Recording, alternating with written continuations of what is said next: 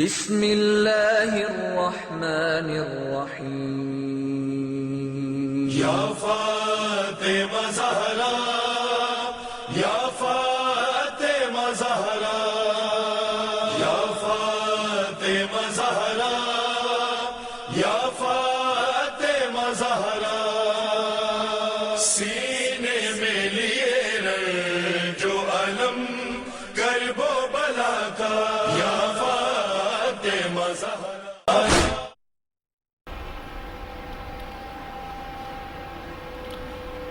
رحم الله من قرأ الفاتحة.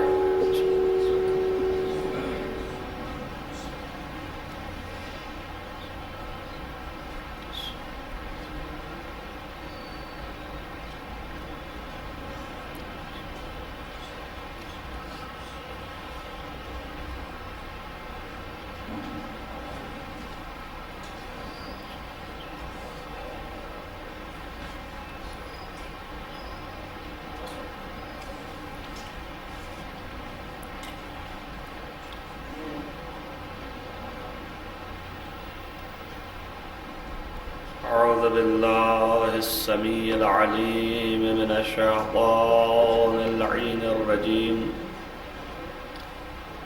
بسم الله الرحمن الرحيم وبه نستعين وهو المعين. الحمد لله رب العالمين والعاقبة للمتقين والجنة للموحدين والنار للملحدين والمنكرين. الصلاة والسلام على سيد الأنبياء والمرسلين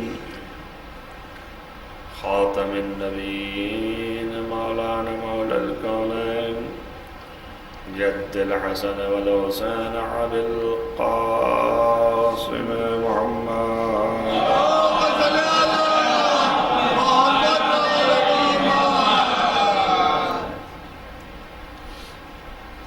ولا سيما على ابن عمه ووزيره ووصيه وعلى ابن عمه ووزيره ووصيه وخليفته مغلوب كل طالب غالب كل غالب مولانا علي بن أبي طالب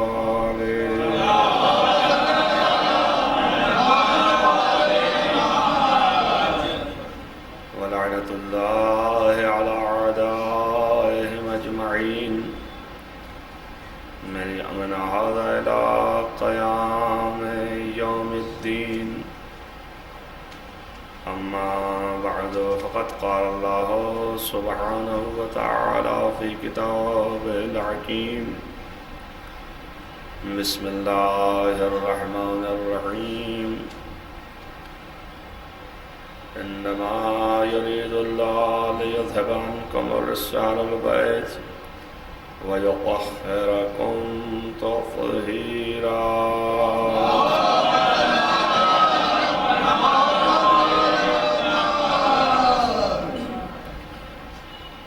عزیزان گرامی مرتبہ، جیسا کہ آپ پر واضح ہے کہ یہ آیت کریمہ کے ذیل میں 4 مجالس میں نے آپ کے سامنے پیش کیا اور یہ آخری مجلس ہے. کچھ معروضات ہیں جو ذہن میں ہیں، وہ آپ کے سامنے پیش ہے. اس آیت کریمہ کو کہ جسے سرنامہ کلام قرار دیا،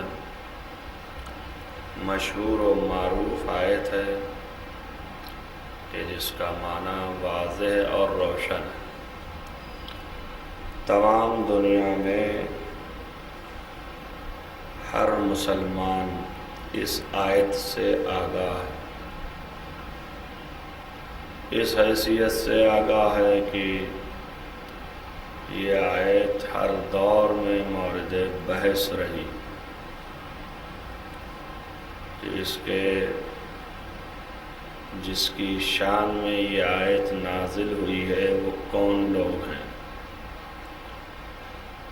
گرچہ تواریخ اور احادیث کی کتابوں سے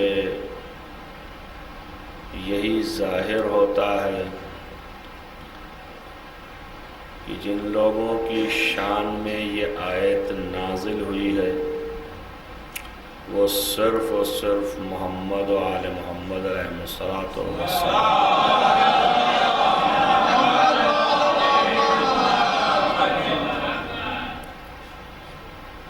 لیکن بہت سے لوگ جو ان آیات اور روایات اور تاریخی واقعات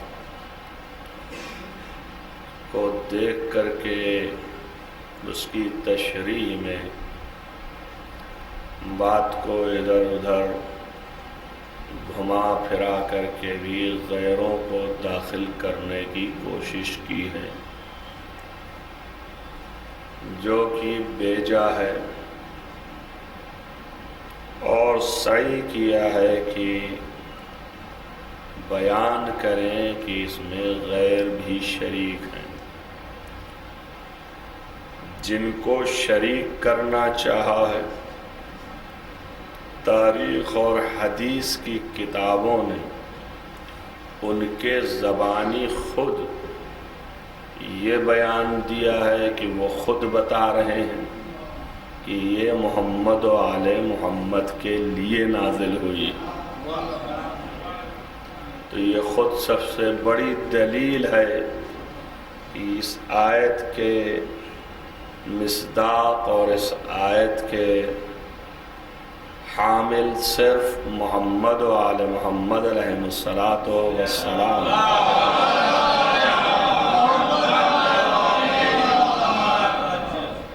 اور مختلف حدیثیں اس طرح کی وارد ہیں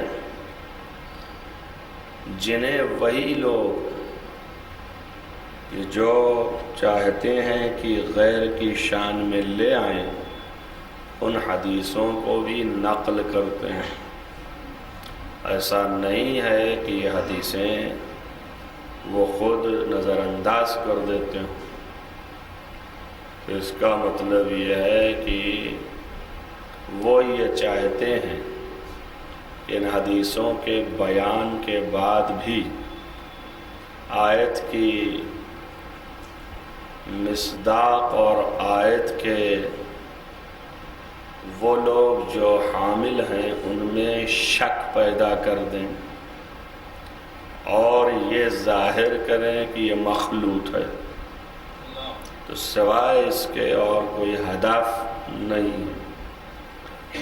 مگر میں نے آپ کے سامنے ان 3-4 دنوں میں یہ بتایا کہ خود آیت کبھی خود سے یہ معین کرتی ہے اور بتاتی ہے کہ ہم خود کس کی شان میں وارد ہوئے، آیت خود بتاتی ہے اور انسان کے ذہن کو مجبور کرتی ہے کہ وہ آیتوں کے معنی کو سمجھنے کے ساتھ اور اس کے مفہوم پر دسترس پیدا کرنے کے بعد پھر یہ ڈھونڈیں کہ ان آیت کے مصادیق کون ہو سکتے ہیں، جس طرح آیت کہہ رہی ہے ویسے کون ہیں، اور جو دوسرے علماء کہہ رہے ہیں ویسے کون ہیں۔ دونوں میں فرق آیت کے ذریعے سے ہی پیدا ہو جاتا ہے اور پیدا کر لیتے ہیں۔ اب آیت یہ کہتی ہے کہ ہم نے ہر قسم کے رزق کو دور کر دیا ہے، آیت یہ کہتی ہے کہ ہم نے پاک کر دیا ہے جو پاک کرنے کا حق ہے۔ اب ایک بحث یہ ہے کہ جب بھی یہ آیت نازل ہوئی تھی اس کے بعد سے یہ دیکھنا ہے کہ کون لوگ اب پاک رہ گئے اور کون لوگ جو ہیں ان کے اندر رزق نہیں پایا جاتا. اس کے بعد سے پہلے کا چھوڑ ہی دیجیے، پہلے والے مسئلے کو ہٹا دیجیے. اب اس کے بعد سے دیکھنا شروع کیجیے کہ اگر لوگ مبتلا برزق نظر آئیں اور وہ مبتلا بگناہ ہوں اور وہ لوگ مبتلا بنجاست ہوں اور مبتلا ہوں ظلم میں، تو اس کا مطلب یہ ہے کہ آیت کے وہ مصداق نہیں ہو سکتے. ظالم تو بہرحال آیت تطہیر میں نہیں آ سکتا. اب اگر کوئی مسلمان آیت کے نازل ہونے کے بعد مان لیجئے یہاں اہل بیت سے مراد اہل بیت سے خاص نہیں ہے، اہل بیت یعنی رسول اللہ کے ماننے اور چاہنے والے، یعنی امت جو ہے وہ اس قدر اللہ کو بھائی کہ اللہ نے امت کی مدح سرائی فرمائی. یہ امت ایسی ہے کہ میں نے اس سے رزق کو دور کیا اور میں نے اس کو پاک و پاکیزہ کیا اور جو حق تھا پاک کرنے کا وہ بھی پورا کر دیا. تو اگر امت مراد ہے کہ امت پاکیزہ ہے، چونکہ امت مرحومہ ہے اور یہ امت اللہ کی نظر میں مقام رکھتی ہے، آخری نبی کی امت ہے، نسبت ہے آخری نبی سے، اس لیے اللہ نے اتنا مقام اور درجہ دیا ہے. تو اگر یہی ہے تو کم سے کم آیت کے بعد سے کسی امتی کے اندر کسی زاویے سے ظلم نہ دکھائی دینا چاہیے. کسی طریقے سے ظلم اس کے کیریکٹر میں، کردار میں نظر نہیں آنا چاہیے. اب یہ جب ظلم کہا تو اس کا مطلب سادہ تو ایک یہ ہے کہ انسان ظلم کا معنی سادہ یہ سمجھتا ہے کہ کوئی کسی کے اوپر اگر تجاوز کرے تو یہ ظلم ہے. مثلا بیجا آپ کے اوپر ہاتھ اٹھا دیا تو اس نے ظلم کیا، لیکن تنہا اسی کا نام نہیں ہے. اگر کسی نے اپنے نفس کے اوپر بھی ایسی چیز انجام دی ہے جو قانون کے خلاف ہے تو وہ بھی ظلم ہے. تو گناہ جتنے ہیں وہ ظلم کے دائرے میں ہیں. تو اب گناہ کرنا نہ چاہیے. قاعدہ تو یہ ہے کہ گناہ رجس ہے اور طہارت کے خلاف ہے. گناہ ایک طریقے کی نجاست ہے اور یہ کسی مسلمان کے اندر نہ ہونا چاہیے. تو تاریخ اسلام میں اس وقت سے جب سے یہ آیت نازل ہوئی ہے آج تک یہ تحلیل کیجئے آپ کہ کوئی مسلمان، کون مسلمان ایسا گزرا کہ جس کے ہاں ظلم نہ اس کے نفسانی اعتبار سے اور نہ غیروں کے اعتبار سے ظلم نہیں رہا. کون ایسا گزرا ہے؟ اب اس سے طے پا جائے گا کہ یہ آیت کا مصداق کون ہے، یہ آیت کا مالک کون ہے، یہ آیت کس کی شان میں ہے. اس کی شان میں ہے جس کے ہاں ظلم نہ ہو. کم سے کم ظلم جو ہے وہ شرک ہے، یہ شرک نہ ہو. اور یہ کم ترین ظلم کو قرآن نے عظیم بتایا ہے. ان الشرک لظلم عظیم، یہ شرک ظلم عظیم ہے. تو کم سے کم وہ شخص مومن و مسلمان کے نام پر بھی اس آیت میں شریک نہیں ہو سکتا جس کے لیے شرک کی ذرہ برابر گنجائش ہو. زندگی کے کسی پہلو میں آیت کے بعد سے. اب اگر نبی کسی کی ضمانت میں یہ فرما رہے ہوں کہ آپ کے ہاں تو شرک جو ہے چیونٹی کی طرح رینگ رہا ہے، تب وہ قیامت تک اس آیت کا مصداق نہیں ہو سکتا. نہیں ہو سکتا نا، تو وہ تو نکل گیا. اب اس کے بعد گناہ لیجئے روزمرہ کا. جن جن لوگوں کے پاس روزمرہی گناہ ہیں وہ بھی اس میں داخل نہیں ہو سکتے.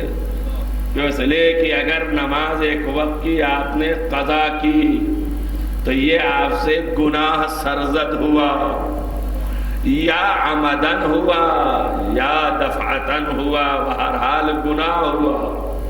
اور جب گناہ ہوا تو آپ نے اپنے نفس پر ظلم کیا، اور جب آپ نے ظلم کیا تو رس کے دائرے میں آ گئے.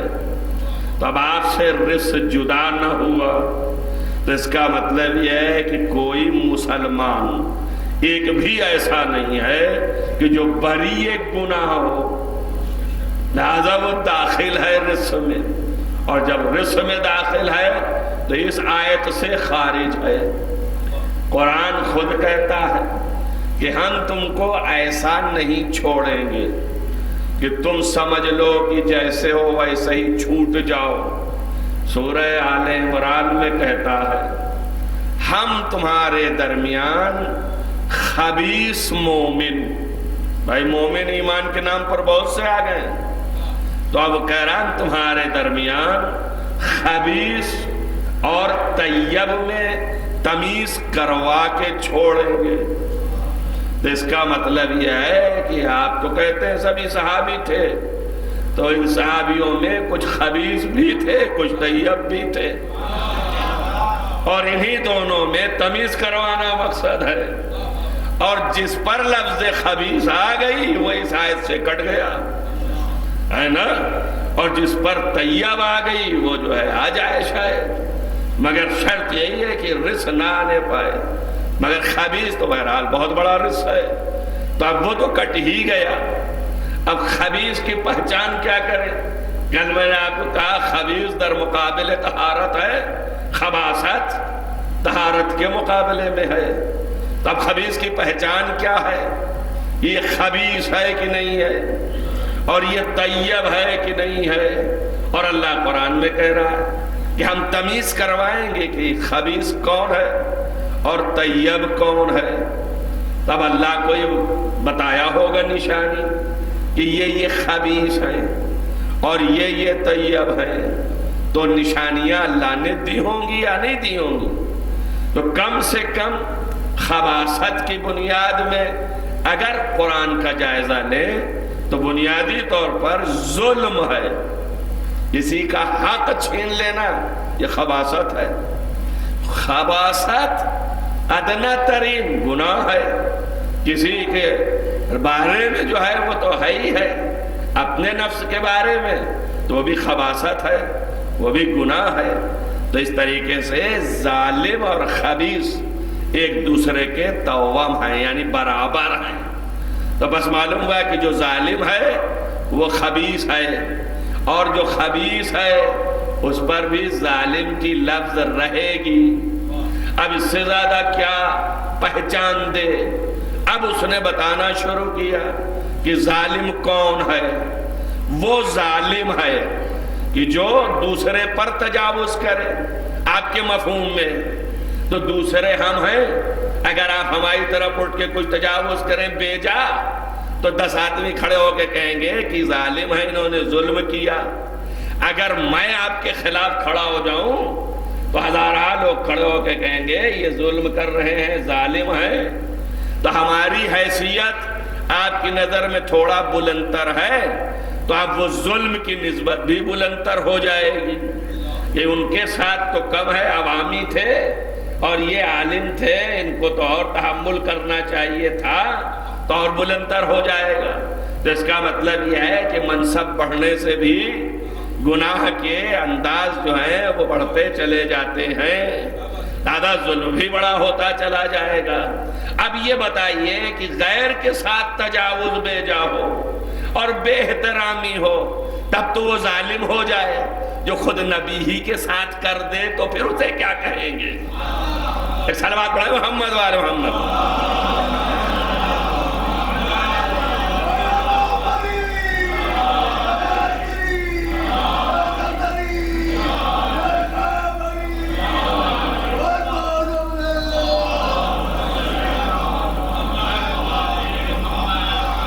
اگر خود نبی سے اہانت کرے اور نبی سے بدتمیزی کرے، نبی کے ساتھ اس طرح سے پیش آئے جو قرآن کو منع کرنا پڑ جائے، تب اس سے بڑا ظالم تو نہیں ملے گا۔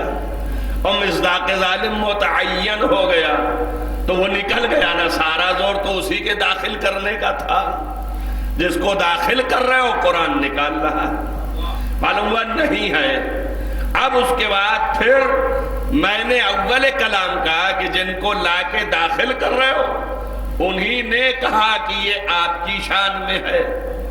آخری مجلس 3 تاریخ کی، جس میں میں نے آپ کو بتایا کہ امیر المومنین نے احتجاج فرمایا اور وہاں انہوں نے اعتراف کیا کہ یہ آپ کے شان میں ہے، تو اب کم سے کم یہ اس میں داخل نہیں ہے۔ اور ازواج اگر داخل ہوتی تو کبھی وہ نہ کہتی۔ حضرت ام سلمہ نے گواہی دی کہ یہ اتنے لوگوں کو انہوں نے داخل کر کے کہا، اور حضرت ام المومنین نے خود بھی گواہی دی کہ امام حسن اور امام حسین اور حضرت سیدہ ان سب کو حضرت محمد مصطفیٰ امیر المومنین کے ساتھ تشریف فرما ہوئے، اور اس کے بعد آپ نے ہاتھ بلند کے کہا اللہم ہاؤلاء اہل بیتی، بار الہ یہ میرے اہل بیت ہیں۔ تو اب یہ 2 تو خارج ہو گئے، یہ تو نہیں ہیں۔ اب آپ زور لگاتے رہیے چاہے جتنا، انہوں نے خود اعتراف کر لیا۔ اور اس کے علاوہ بھی اصحاب میں ابن عباس نے متعدد جگہ پر یہ فرما دیا کہ جب پیغمبر نے ان 5 کو جمع کر لیا تو ہاتھ بلند کیا اور کہا اللہم والے من والاہم، بہرحال تو محبت کر ان سے جو ان سے محبت کرتے ہیں، وعادِ من عاداہم، اور ان سے دشمنی کر جو ان سے دشمنی کرتے ہیں، وعین من اعانہم، اور جو ان کی مدد کرتے ہیں ان کی تو مدد کر۔ اور پھر اس کے بعد فرمایا وَاجْعَلْهُمْ، ان کو قرار دے مطہرین من کل دنس، ہر قسم کی پستی سے اور ہر قسم کی رس و پلیدگی سے ان کو پاکیزہ رکھ۔ وَاجْعَلْهُمْ مطہرین من کل دنس، اور پھر اس کے بعد معصومین من کل ذنب، اور ہر گناہ سے انہیں معصوم قرار دے۔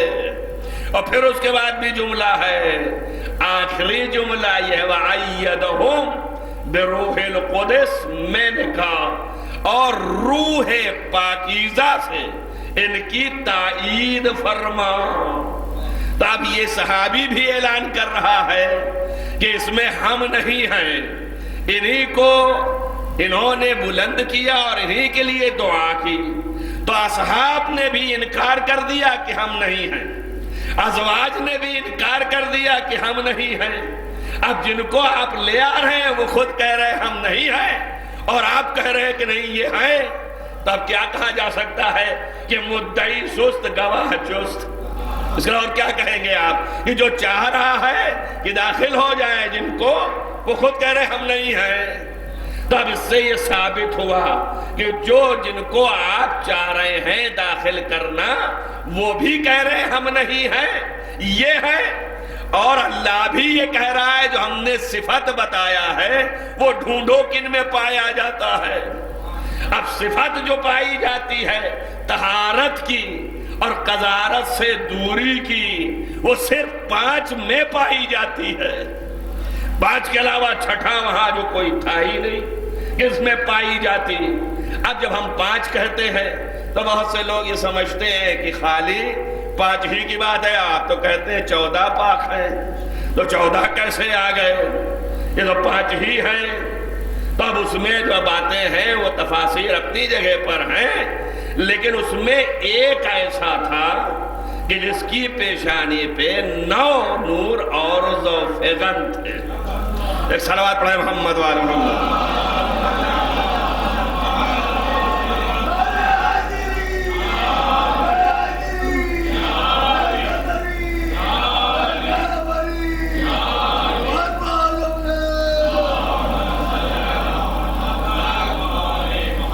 اتنی باتیں آپ کے سامنے 2-3 دن میں عرض کی گئیں، مگر اس کلام پر توجہ کریں کہ اللہ سے دعا کیا کہ ان ساری چیزوں سے پاکیزہ رکھنا اور ان ساری چیزوں سے معصوم رکھنا، وَأَيَّدَهُمْ، اور ان سب کی تائید کرنا بروح القدس، پاکیزہ روح سے.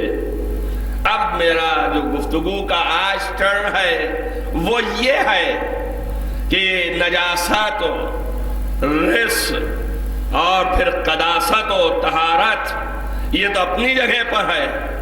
ایک پہچان اور نبی نے بتائی کہ تنہا طہارت اور گناہ سے بری ہونا عصمت کی دلیل نہیں ہے کہ آپ معصوم سمجھ لیے تو نہیں پہ کہ یہ جو ہے گناہ نہیں کرتے ہیں اور ان کے یہاں گناہ نہیں پایا جاتا، اس لیے یہ پاکیزہ ہیں، ان کے اخلاق اچھے ہیں، لہذا یہی پاکیزہ ہے، لہذا یہی معصوم ہے. اس میں ایک اور صفت بتائی، وہ صفت یہ ہے کہ روح قدس پائی جاتی ہو. تب روح قدس پایا جانا یہ ایک معیار بلندی کا ہے. آج تک کسی مسلمان نے یہ دعویٰ نہیں کیا کہ روح قدس ہمارے پاس ہے. تب اس کا مطلب یہ ہوا کہ اگر خالص پاک بھی ہو جائے، گناہ نہ کرتا ہو، تقوی کے معیار پر اتر جائے، نجاست سے بری تر آ جائے، تب بھی معصوم نہیں ہے. نہ کوئی دھوکہ نہ دے آپ کو، ہم ان کو بھی معصوم کہتے ہیں اور ان کو بھی معصوم کہتے ہیں. ایسا نہیں ہے معصوم نہیں ہے. معصوم صرف 14 ہیں جن کے شرائط میں آخری شرط یہ ہے کہ معید اللہ کی طرف سے تائید شدہ ہوں اور روح قدس ان کی پہچان ہے. ایک صلوات پڑھیں محمد وآل محمد.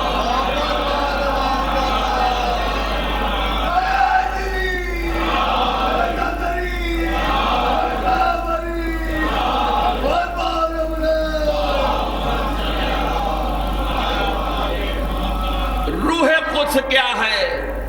کم سے کم روح جو ہے ارواح وہ 5 قسم کی بتائی گئی. ہر انسان جو انسان ہے وہ بھی روح کا مالک ہے.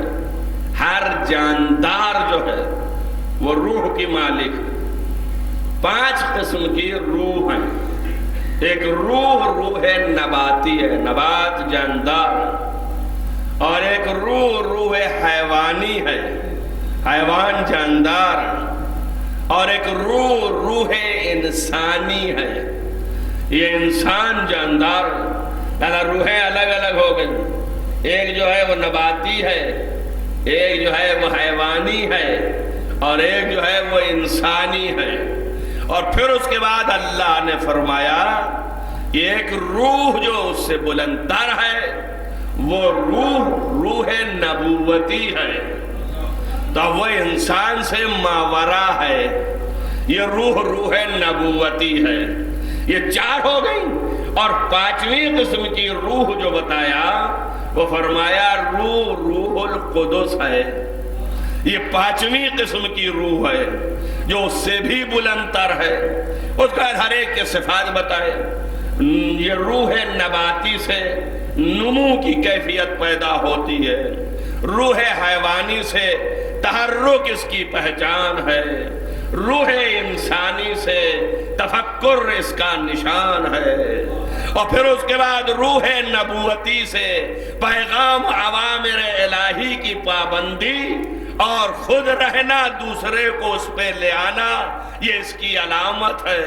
اور روح قدس اسے کہتے ہیں کہ جو خود کو بھی ایسا رکھے جیسا اللہ نے اسے بنایا ہے، اور غیروں کو کھینچ کے اپنے جگہ تک لے آئے، ہدایت کر کے اس کو مرتبے تک پہنچائے۔ اور یہ علامت تربیت ہے، اس کو مربی واقعی کہتے ہیں۔ ایک صلوات پڑھیں محمد وآل محمد۔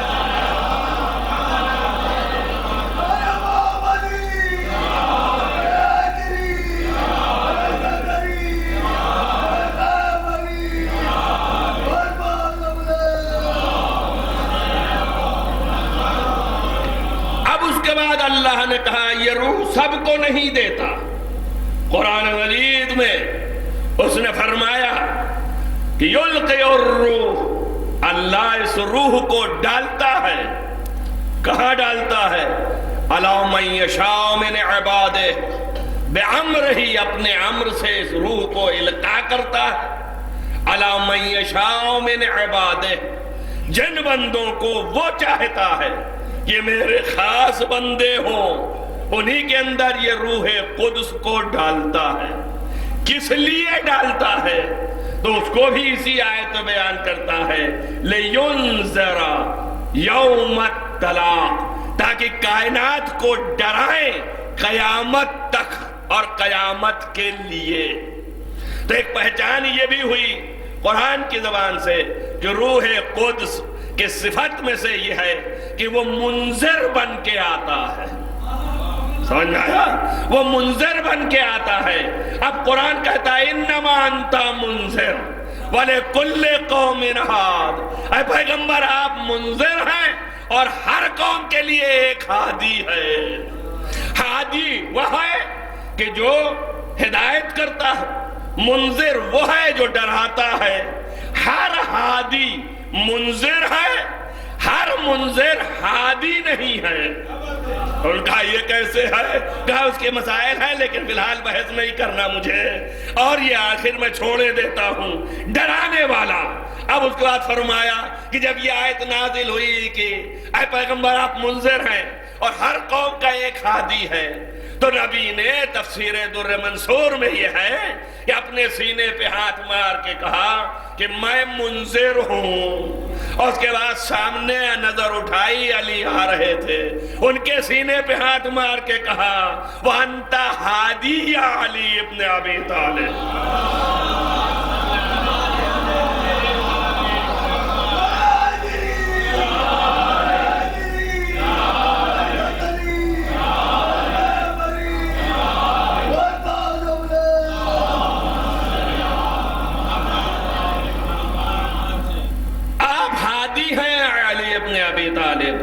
اور اس کے بعد کی ایک لفظ قید میں لگائی اور یہ پہچان بتا دیا وَبِكَ يَهْتَدُ الْمُهْتَدُونَ، اور آپ ہی سے ہدایت پانے والے ہدایت پائیں گے۔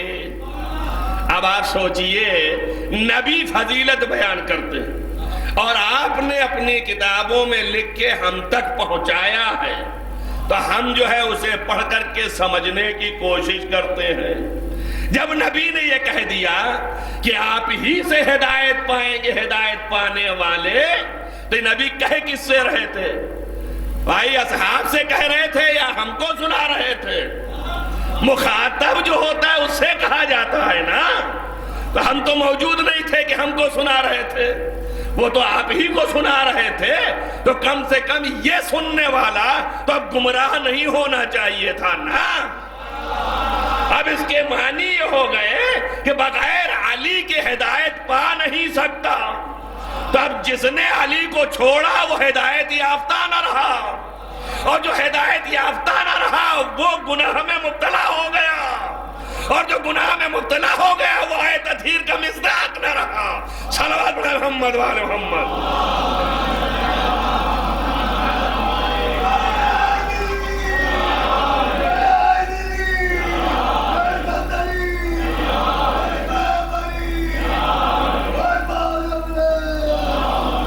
یہ ایک سوال کا جواب چل رہا تھا، اور میرا مخاطب ظاہراً آشنا نہیں ہے۔ آج کل لوگ جو ہیں وہ کنفیوژن پیدا کر رہے ہیں، کتابیں لکھ رہے ہیں اور اس میں یہ کنفیوژن پیدا کر رہے ہیں۔ چنانچہ میں نے اشارتاً کہا کہ اگر یہ امت مراد ہے، وہ کہتے ہیں امت مراد ہے اس سے، اور اہل بیت سے مراد اہل بیت کوئی خاص تھا ہی نہیں۔ کون اہل بیت؟ سب جتنے اسلام والے ہیں وہ مراد ہیں، مسلمان۔ تو ہم یہاں تک آپ کو لے آئے کہ وہی مسلمان اس کے اندر آ سکتا ہے آپ کے کلیم کے مطابق جو ہدایت یافتہ ہو، اور ہدایت یافتہ وہی رہ سکتا ہے جو علی کو نہ چھوڑا ہو۔ توجہ کر رہے ہیں آپ؟ اور جس نے ایک لمحے کے لیے دامن علی چھوڑ دیا وہ تو آئے تطہیر سے کٹ ہی گیا۔ تو آپ چاہے جس پیترے سے آئیے، آپ کا کوئی داخل نہیں ہونے والا اس میں۔ صلوات محمد وآل محمد۔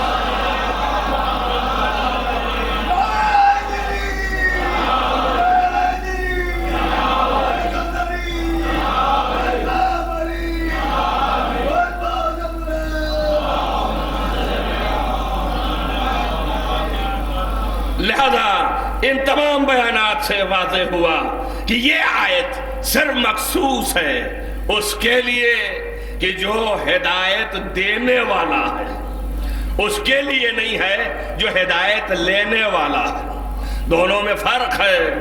اللہ نے کہا تمہاری عقلیں کیا کہتی ہیں، وہ زیادہ بہتر ہے، پیروی اور اتباع کے قابل ہے جو ہدایت دیتا ہے، یا وہ زیادہ بہتر ہے پیروی اور اتباع کے کہ جو ہدایت لیتا ہے؟ ان دونوں میں کون بہتر ہے؟ جو ہدایت کرنے والا ہے وہ بہتر ہے کہ اس کی اطاعت کی جائے، کہ جس کی ہدایت کی جا رہی ہے وہ بہتر ہے کہ اس کی پیروی کی جائے؟ تاری عقل کیا کہتی ہے؟ اب ظاہر ہے جب عقل پر چھوڑ دیا تو اب عقلائے عالم کیا کہتے ہیں؟ کسی سے بھی پوچھئے، میں اپنی عبارت میں کہہ دوں کہ صرف اس طرح سے کہا جائے آپ سے کہ آپ بتائیے، جو لوگ جانتے ہیں اور بتا سکتے ہیں ان سے پوچھنا چاہیے، یا جو جاہل ہے اس سے پوچھنا چاہیے؟ کس سے پوچھیں گے؟ آپ ایک ایڈریس بھی پوچھنا ہے یہاں سے وہاں تک تو کس کے پاس جائیں گے؟ جیسے ہی آپ نے پوچھا بھائی یہ ایڈریس بتائیے، جتنی دیر میں وہ بولا ابھی منہ ایسے اٹھا کے اور ایڈریس ایسے کیا، آپ نے ہاتھ سے چھینا کاغذ، کیوں بھائی چھین لیا؟ ٹھہر تو جاؤ، لگتا ہے یہ جانتا نہیں ہے۔ اگر یہ جانتا ہوتا تو فوراً بتانے لگتا ہے اسی محلے میں ہے، اس گلی میں ہے، اس کوچے میں ہے، یہ مکان نمبر ہے، ہم جانتے ہیں، پرانے لوگ ہیں، اچھے لوگ ہیں، ساری تفصیل بیان کرنے لگتا۔ لیکن جیسے اس نے آنکھ ایسے پھاڑ کے دیکھنا شروع کیا آپ سمجھ گئے کہ یہ جانتا نہیں ہے اور ہاتھ سے چھین لیا۔ تو فطرت یہ ہے جاہل سے نہیں پوچھو، فطرت یہ ہے کہ جو ہدایت یافتہ نہیں ہے، گمراہ، اس کے پاس نہیں جاؤ۔ اللہ نے فطرت کو جھنجھوڑا ہے کہ کتنے عقل کے دشمن ہو، اپنی عقل کا فیصلہ کرو، اس سے پوچھو کہ جو تم کو بتائے ہر وقت بغیر سوچے ہوئے، کہ اس سے پوچھو کہ جو بتائے جب نہ سمجھ میں آئے تب خود بھی دوڑتا پھرے کہ آپ بتائیے تو بتائیں، اور جب نہ ہو اپنے پاس تو دوسروں سے مانگتا پھرے کہ آپ بتائیے، آپ بتائیے، آپ بتائیے۔ اب آپ دیکھیے کس کی طرف جانا چاہیے؟ اپنے لفظوں میں کہوں کہ بھائی اس کی پیروی کی جائے کہ جس کو ایک لمحے کے لیے بھی تصور کرنے میں اس کو وقت نہ لگتا۔ جیسے ہی آپ نے پوچھا جواب حاضر ہے۔ ان کا یا علی آپ سوچتے نہیں ہیں، ان کا سوچا وہ کرے جس کے سامنے حاضر نہ ہو۔ تو ایسے کی پیروی کرنی چاہیے یا ویسے کی کرنی چاہیے کہ جب جب اسے پوچھا جائے تو کہے بلاؤ ابوالحسن کو کہ اس کا جواب بتائیں کہ کیا ہے؟ صلوات محمد وآل محمد۔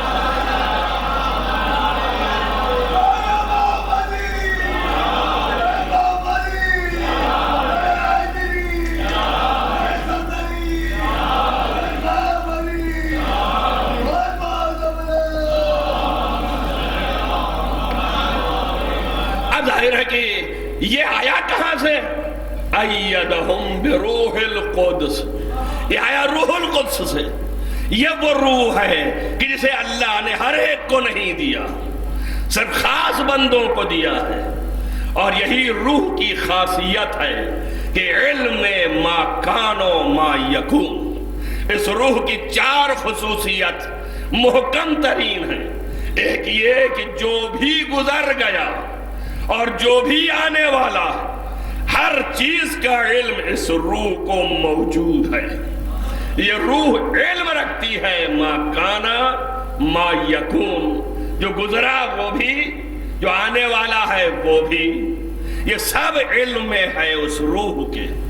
دوسری خصوصیت یہ ہے کہ ایک آن میں لمحہ کہا جاتا ہے سمجھنے کے لیے، یعنی لمحے کی پابند نہیں ہے یہ روح، اس لیے کہ لمحہ جو ہے وہ خصوصیت زمان ہے، اور زمان جو ہے اس کی خلقت بعد میں ہے، روح کی خلقت پہلے ہے۔ صلوات پڑھیں محمد وآل محمد۔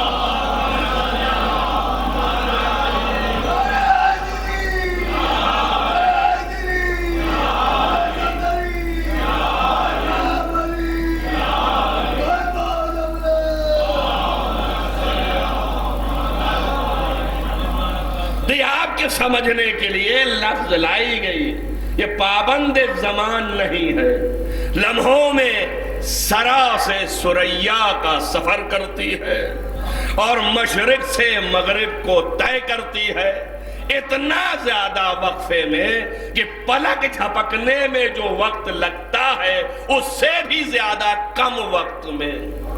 اب آپ کے ایک پلک جھپکنے میں جتنا بھی لگا ہو اس سے بھی کم، اب کم کی تو کوئی تعداد بتائی نہیں کہ کتنی کم، تو آپ تصور کریں، یعنی یہی بتانا چاہتا ہے کہ یہ عدم زمانہ کا تصور رکھو، اتنا زیادہ۔ دوسری خصوصیت، تیسری خصوصیت یہ ہے کہ اگر اسی طریقے سے چاہے تو پوری کائنات کا سیر کرنے کے ساتھ تمام کائنات کو اسی لمحے کے اندر اپنے سامنے حاضر بھی کر لے۔ سمجھ میں آیا؟ یہ تیسری صورت ہے۔ اور چوتھی صورت یہ ہے کہ صرف اللہ کے علاوہ کسی چیز کی یہ تابع اور پیروکار نہیں ہے۔ سمجھ میں آیا نا؟ تو اب جب یہ قید لگا دی آخری کہ اس روح کی خصوصیت یہ ہے کہ اللہ کے علاوہ کسی چیز کی تابع و پیروکار نہیں ہے، تو اب جتنے تابع و پیروکار اللہ کے علاوہ ہیں، سمجھ میں آیا نا، وہ سب اس کے ہیں۔ اب جب اس کے ہیں اور یہ اللہ کا ہے تو اب یہ جو ہے امر کرتا ہے تو سب اس کے تابع و پیروکار ہیں، اور اس پر امر اللہ کا چلتا ہے، یہ تابع و پیروکار اس کا ہے۔ تو جو امر کرتا ہے تو صاحب امر ہے، جب صاحب امر ہے تو یہ روح خاص صرف اولی الامر کے پاس ہے اور کسی کے پاس نہیں ہے۔ صلوات علی محمد وعلی محمد۔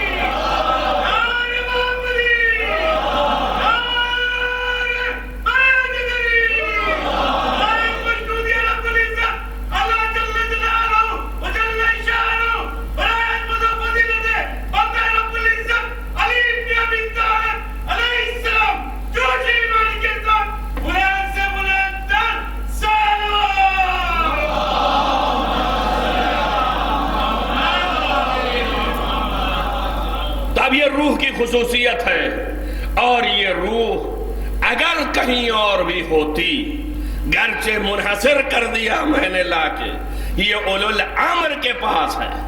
وہ روحیں اور ہیں جو نبوتی ہیں، یہ روح القدس ہے، لہذا یہ بلندتر ہے، اور جب بلندتر ہے تو مصادیق خاص ہیں، بس یہ عام نہیں ہے، لہذا یہ روح نبوت سے فرق کرتی ہے۔ روح نبوتی اور ہے اور روح القدس اور ہے۔ اب میں آپ سے یہ کہوں کہ جب یہ معیار بتا دیا گیا کہ بھئی یہ روح جو ہے یہاں ہے وہ وہاں ہے، تو یہ سٹیج اس کا یہ ہے اور اس کا درجہ وہ ہے، تو اب جو اس درجے میں ہے اس کو چاہیے کہ صحیح کر کے اس درجے تک پہنچے، ہے نا؟ یہی ہونا چاہیے۔ ابھی گنجائش ہے، کوشش کرے گا، پہنچ جائے گا تو اس درجے کو لے لے گا اور یہ صاحب وہ ہو جائے گا اس کا۔ لیکن جو اس درجے پہ ہے اس کو صحیح کی ضرورت نہیں ہے کہ یہاں آئے، کیوں؟ اس لیے کہ وہاں تک جب پہنچ گیا ہے تو اس کی خصوصیات اس میں پائی جاتی ہے۔ بات کو سمجھ میں رہے ہیں یا نہیں؟ تو جس کے پاس یہ روح القدس موجود ہے اس کے پاس روح نبوتی کی خصوصیت اسی روح القدس میں موجود ہے۔ اب جب موجود ہے تو ساری خصوصیت ہے۔ تو اب نبی جو یہ کہہ رہے ہیں کہ ایک منصب نہیں ہے تو مطلب سمجھو اعلان نہیں ہے، ورنہ ہم میں آپ میں کچھ فرق نہیں ہے۔ جو آپ ہیں وہی ہم ہیں، جو ہم ہیں وہی آپ ہیں، الا ختم نبوت۔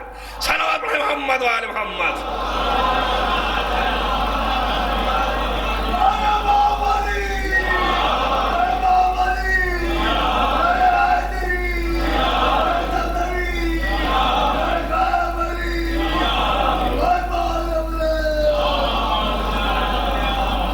ایک اور سمجھنے کے لیے دیکھیے، اگر میں یہ کہوں کہ فرض کیجئے کوئی عالم دہر یہاں بیٹھا ہو اور اس کے بعد کہوں کہ آپ میں ان میں فرق نہیں ہے مگر صرف ایک علم کا فرق ہے، تو بات واضح ہے کہ آپ کا علم ان کے برابر نہیں ہے۔ لیکن ہم اس سے مراد لیں کہ نہیں صاحب، اس کا مطلب یہ نہیں ہے، ہم یہ بتا رہے ہیں کہ سب کچھ ہے اور علم ہی نہیں ہے مگر آپ عالم ہیں، تو آپ کے سمجھ میں نہیں آئے گا، تو پھر اس کے کہنے کی ضرورت۔ اب نبی نے فرمایا کہ یا علی، آپ کی مثال ہم سے ایسا ہی ہے جیسے ہارون کی موسیٰ سے تھی، ہے نا؟ تو اب اس کے بعد فرمایا الا لا نبی بعدی، مگر صرف یہ کہ میرے بعد کوئی نبی نہیں ہے، یعنی آپ نبی نہیں ہیں، تو ہارون میں خصوصیت ہی کیا تھی؟ مجھے یہ بتائیے۔ ایک اور بشر ہونے کے ظاہر، اس کے بعد نبوت تھی، اور جب نبوت نکال لیا تو اب بچا کیا؟ بشریت چپ کیوں ہو گئے آپ؟ اب آپ کے خلاف کیوں جا رہی ہے یہ بتائیے مجھے۔ تب جب کوئی اور چیز نہیں بچی تب یہ کیسی تعریف ہوئی کہ صاحب کیا کہنا آپ کا؟ آپ کی نسبت ہم سے ایسے ہی ہے جیسے ہارون کی موسیٰ سے تھی، مگر صرف ایک نبوت، ان کے پاس نبوت تھی، آپ کے پاس نبوت نہیں تھی۔ تو یہ مدح کر رہے ہیں یا تنقیص کر رہے ہیں؟ فضیلت بیان کر رہے ہیں یا فضیلت سے گرا رہے ہیں؟ یہ ہمیں بتائیے آپ۔ اب اس میں پھنس گئے، ہم سمجھ نہیں پا رہے ہیں تو کیا کریں؟ حدیثیں پھنس جاتی ہیں کبھی کبھی ایسی، اب کیا کیا جائے؟ اس کو کیسے حل کریں گے؟ دن بھر سنتے رہتے ہیں، دن بھر سوچتے رہتے، اس سے بڑے بڑے مسائل ہیں۔ اب یہ تو ایک ہے، اور ایک طرف فضیلت یہ ہے کہ جو ہارون کے پاس نہیں تھی، سمجھ میں آیا؟ وہ کون سی فضیلت ہے؟ ہارون کے لیے اللہ نے نہیں کہا کہ تم میرے ایک ہی مرضی کا مالک ہے، نہیں کہا نا؟ لیکن علی کے لیے کیا کیا؟ نفس خرید لیا اور مرضات دے دیے، تب تو وہاں پہنچے ہوئے ہیں۔ تب آپ بتائیے، جب مدح کی جا رہی ہے تب یہ نبوت رہے یا نہ رہے؟ جب نبی میں یہ کوئی خصوصیت نہیں پائی جا رہی ہے اور اتنی زیادہ نہیں ہے تو اس نبوت کا اس سے تمثیل کرنا کوئی معنی ہی نہیں ہے۔ بات سمجھ میں آیا نا؟ تب وہ چیز تو پائی جا رہی اعلیٰ، اب یہ پائی جائے یا نہ پائی جائے، تب نبی بتا رہا ہے کہ میں ہارون سے مثال نہیں دے رہا ہوں، میں مثال تو اپنے سے دے رہا ہوں۔ میں تو بتا رہا ہوں آپ اور میں دونوں میں کوئی فرق نہیں ہے، ایسے ہی جیسے موسیٰ و ہارون بھائی تھے۔ اب توجہ رکھیے گا، جب بھی کبھی تمثیل اور مثال دی جاتی ہے تو کوئی خاص چیز نظر میں ہوتی ہے۔ جب آپ سے ہم نے کہا کیا کہنا، آپ کا چہرہ چاند کی طرح ہے، تو اس کا یہ مطلب نہیں ہے کہ آپ کالے بھٹ ہیں، مگر ہم چاند سے دے رہے تشبیہ تو ہم دیوانے ہو گئے ہیں۔ اس کا مطلب یہ ہے کہ چہرے سے چمک کوئی ابھر رہی ہے جس کی وجہ سے میں نے چاند سے آپ کو تشبیہ دی ہے، ورنہ چاند کہاں اور آپ کہاں؟ توجہ کر رہے ہیں؟ تب یہ ہے کہ کوئی تشبیہ ہے جس تشبیہ کو لے آئے ہیں بات دراصل یہ تھی، نبی یہاں فضیلت کی ایک تشبیہ دے رہا ہے کہ ہارون اور موسیٰ میں وزارت اور اصالت کی نسبت تھی، لہذا مجھ میں اور تم میں اصالت کی نسبت اور وزارت کی ہے، یہ ایک ہو گئی۔ دوسری یہ کہ ہارون اور موسیٰ اللہ نے نازل موسیٰ پہ کیا ہے، مگر قرآن کہتا ہے کہ ہم نے دونوں کو مستبین کتاب دی ہے۔ تو اب نبی بتانا چاہتے ہیں جو مجھ پر نازل ہوا ہے وہی تم پہ بھی نازل ہوا ہے۔ صلوات محمد و آل محمد۔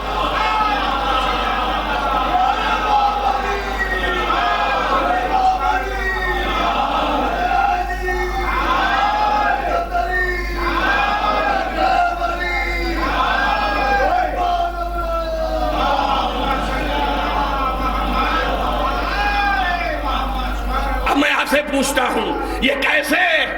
یہ اس طرح سے ہے کہ یہ وہ روح القدس ہے جو بنیاد ما کان و ما یکون ہے، اور اس سب کا بنیاد ما کان و ما یکون کو قرآن نے ایک لفظ میں کہا، لا رطب ولا یابس الا فی کتاب مبین، ہر خشک و تر۔ تو اب جب سے دنیا بنی اور جب تک دنیا رہے گی سب خشک و تر اس کے اندر ہے، تو ما کان و ما یکون اسی قرآن میں ہے۔ اب جب قرآن میں سب ہو گیا تو اب روح القدس ہی حامل قرآن ہے، اور دلیل اس کی یہ ہے کہ موسیٰ کے پاس قرآن نہیں ہے، عیسیٰ کے پاس قرآن نہیں ہے، قرآن محمد کے پاس ہے۔ توجہ رکھیں آپ، لہذا ہر شے کا علم موسیٰ کے پاس نہیں ہے، ہر شے کا علم عیسیٰ کے پاس نہیں ہے، اس لیے کہ قرآن ہی نہیں ہے، تفصیل کل شے یہاں موجود ہے۔ صلوات محمد و آل محمد۔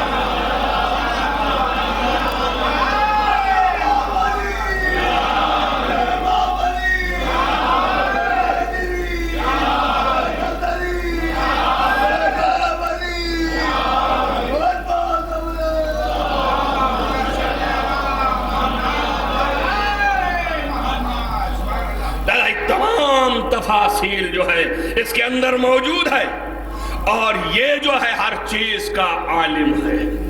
اب اس علم کی طرف نشانی دی جا رہی، جیسے ان پر دونوں پہ ویسے ہی ہم پر دونوں پہ، اور اسی لیے ایک تفسیر نے آج تک نہ لکھا کہ الرحمن علم القرآن سے مراد پیغمبر ہیں۔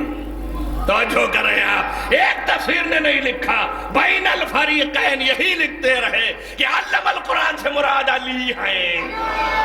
توجہ کریں آپ، اور بعد اس کی بات ہے کہ پہلے علم القرآن پھر خلق الانسان، تو اب علی کو تو بتا ہی دیا کہ اس کو تو میں نے قرآن پڑھا کے نازل کیا۔ اگر اتنا تم نے اپنی تفسیروں میں لکھ مارا اور اتنا ثابت ہو گیا کہ علی پیدائش سے پہلے قرآن پڑھ کے آیا ہے، تو اب اپنے نبی کو جیسا چاہے ویسا رکھو۔ میں تو اپنے نبی کو علی کے برابر ہی سمجھتا ہوں، کم نہیں سمجھتا۔ صلوات محمد و آل محمد۔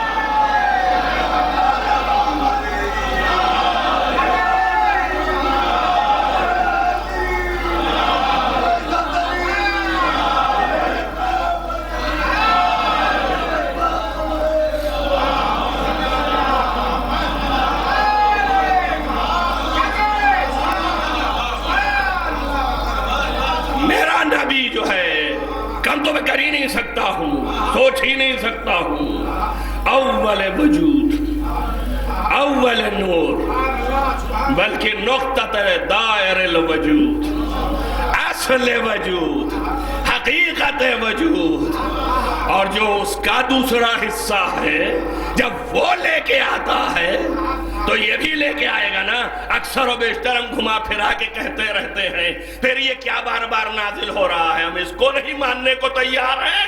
تم تو خالی پڑھنے کی بات کر رہے ہو کہ ان کو علم دیا، چیرا اور بنایا اور ڈالا۔ ارے کہاں چیرنا اور کہاں بنانا اور کہاں قلب میں ڈالنا؟ میں تو یہ پوچھ رہا ہوں کہ جب یہ پڑھ کے آیا ہے، جب یہ پڑھ کے آیا ہے تو یہ بھی پڑھ کے آیا ہے، اور جب جان رہا ہے قرآن توجہ کرو، تو پھر نازل کیا ہو رہا ہے؟ یہ بھی عقل کے خلاف ہے نا؟ توجہ کرو، اب جب جان ہی رہے، ہم مان ہی رہے، جان ہی رہے، سب پتا ہے ہم کو، تو اب کیا نازل کر رہا ہے؟ کیا دے رہا ہے مجھ کو؟ تم جان ہی رہے نا، تو کچھ دینے کی ضرورت ہی نہیں ہے۔ تو یا تو یہ غلط ہے، مگر اس سے انکار بھی نہیں کر سکتے۔ غلط کیوں؟ اس لیے کہ غلط نہیں ہے، اس لیے کہ قرآن کہتا ہے انزلنا، ہم نے نازل کیا۔ اب یہ بات اور ہے، تعویل کریں ہم کہ شاید مراد وہ نازل ہے کہ جب یہ نور بنایا تھا اور اسی کے بعد جو یہ علم دیا تھا تو اسی وقت یہ علم قرآن کی شکل میں تھا، یہ سب اسی کے قلب پر نازل کیا تھا۔ توجہ کریں آپ، تو اب یہ نازل ہو گیا، تو شاید اس نازل ہونے کی بات کر رہا ہے، یہاں کی نہیں ہے۔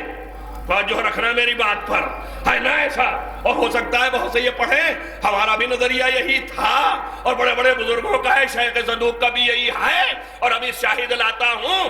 مگر مشکل ساری یہ ہے کہ قرآن نے کہا نزل بکا روح الامین علی قلبک، ہم نے روح الامین سے بھی نازل کیا ہے۔ تو روح الامین جبریل ہے اور محمد کا نور جبریل سے پہلے کا ہے، تو جبریل تھا ہی کہاں کہ اس کے ذریعے سے نازل کرتا۔ توجہ ہوئی نا؟ اب جب یہ نہیں ہے تو اب دوسری مشکل، ہر ایک گانٹ پہ آپ پھنسیں گے۔ اب بتائیے کیا ہے یہ جو نازل کیا کہ معنی کیا؟ ہم کا بھائی دیکھے سیدھے سیدھے جبریل لے کے آیا، نازل کیا کہ معنی یہ تو نہیں ہے کہ قرآن جو ہے وہ نہیں جانتے تھے اور دیا، میں نازل کیا، ہم نے پہنچایا۔ نزول کے معنی اوپر سے نیچے بھیجنا۔ اب یہ اوپر جو کہہ دیا تو سارا ذہن اوپر اڑ جاتا ہے، یہ بھی ایک مصیبت ہے۔ جیسے ہی ہم نے کہا اوپر سے آیا، سب کے سر اٹھ گئے اوپر، وہ آسمان میں ڈھونڈنے لگے، لگتا ہے اللہ آسمان میں بیٹھا ہے۔ اب اگر آسمان میں رہ گیا تو پھر وہ اللہ نہ رہا، ہے نا؟ وہ اللہ کہا رہا، اس لیے کہ محدود ہو گیا، اور جب محدود ہو گیا تو خدا نہ رہا۔ وہ تو کہہ رہا ہم تمہارے اس سے بھی قریب ہے، تو یہاں پر بھی موجود ہے، تو بھی اوپر سے کیا نازل ہوا؟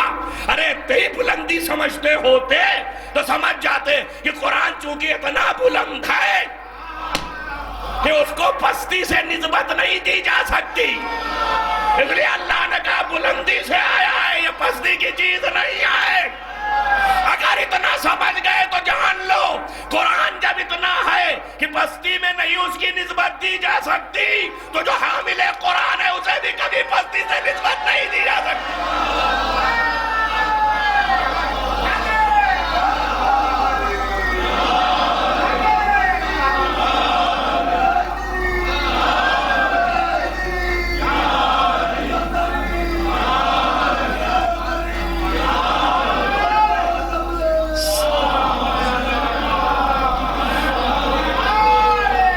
بحثیں نہیں لا کے سخت کرنا چاہتا، وہ علماء کے لیے ہے کہ پستی و بلندی مفہوم کا نام ہے، کسی اس کا نام نہیں ہے کہ یہ چلا سمجھانے کے لیے تھا فوق اور تحت، ورنہ ایک مفہوم ہے، بس وہ بتا رہا ہے مفہوم تک رہنا خالی سمجھنے کے لیے تھا، اب تو سمجھ میں آ رہا ہوگا۔ وَإِلَّا خدا محدود ہو جائے، جب یہاں محدود ہو گیا کہ نازل ہوا بلندی سے، تو قرآن چونکہ اتنا بلند ہے اس کے ہاں پستی کا تصور نہیں ہے، لہذا پستی کی نسبت نہیں دی جا سکتی ہے۔ نزول بلندی سے ہو رہا ہے، نازل کر رہا ہے، وہ اب بلند کی طرف نسبت دے رہا ہے، وہ اللہ وہاں بیٹھا نہیں ہے کہ وہاں سے بھیج رہا ہے۔ اب ظاہر ہے کہ بھیج رہا ہے اور آ رہا ہے، اس کو تو ہم نے مانا، مگر وہ بات نہ جانے دینا کہ یہاں پر تو تھا پہلے سے، تو جو تھا اسی کو بھیج رہا ہے، تو فائدہ کیا ہے؟ یہ تو تھا ہی بھائی، عقل مندوں کا کام نہیں ہے، اور جو نہیں تھا اور اسے بھیج رہا ہے تو یہ ماننا پڑے گا کہ قرآن پھر سب کچھ نہیں تھا۔ بھائی یہ بھی تو دیکھو نا، اور قرآن سب کچھ ہے اور اسے پہلے ہی دے دیا اس نے روح میں، بات سمجھ میں آ رہی ہے؟ تو پھر کیا کر رہا ہے سوائے اس کے اور کچھ نہیں ہے۔ اس سے پہلے مجھے یاد نہیں، شاید یہاں بیان ہوا ہو کہ سوائے اس کے کچھ بھی نہیں ہے، کہ موجود ہے، اور یہ نص قرآن ہے کہ علم القرآن، ہم نے پڑھا بھی دیا ہے، بھیج بھی دیا۔ دوسرا نص قرآن یہ ہے کہ خود ہی کہہ رہا ہے کہ اے پیغمبر لا تعجل بالقرآن قبل ان یقضی الیک وحی، اے پیغمبر جلدی نہ کرو قرآن میں قبل اس کے کہ آپ کو وحی نازل کی جائے۔ ارے بابا اگر ہے نہیں تو جلدی کیسے کرے گا؟ اس کا مطلب ہے موجود ہے۔ توجہ کیا آپ نے؟ اب جب یہ سب ہے بتا رہا ہے، یہ خصوصیت روح قدس ہے، اس کو جانے نہ دینا۔ اب جب یہ ہے تو اگر جلدی نہ کرنا قبل اس کے کہ وحی نہ آ جائے۔ اب تو صاف ہو گئی بات کہ وحی کے معنی خالی یہ تھوڑی نہ ہے کہ قرآن چلا رہا ہے، وحی کے معنی حکم خدا ہے۔ ارے جب میں کہوں تو بتانا کہ یہ آیت، جب کہوں تو بتانا کہ وہ آیت۔ سمجھ میں آیا نا کہ نہیں سمجھ میں آیا؟ صلوات پڑھو محمد وآل محمد۔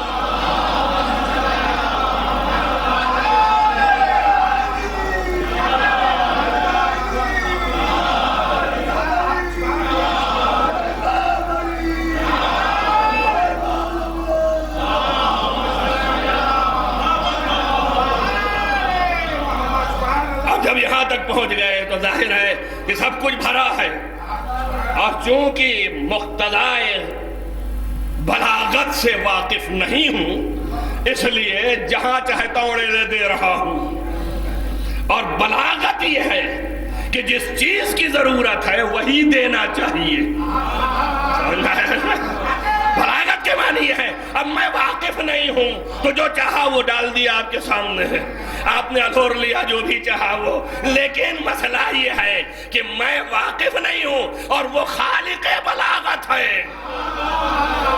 ہر وقت قصیدہ پڑھنے کی ضرورت نہیں ہے، جب بستر پہ لیٹے گا تو یہ ہے سنانا، اور جب اس کی کیفیت یہاں تک پہنچ جائے کہ روٹیاں دے دے تو حلطہ سنانا، اور جب اس کی کیفیت یہاں تک پہنچ جائے کہ اب اس کے تاج پہ ہم سر پہ تاج رکھنے والے ہو تو انما سنانا۔ صلوات علی محمد وآل محمد۔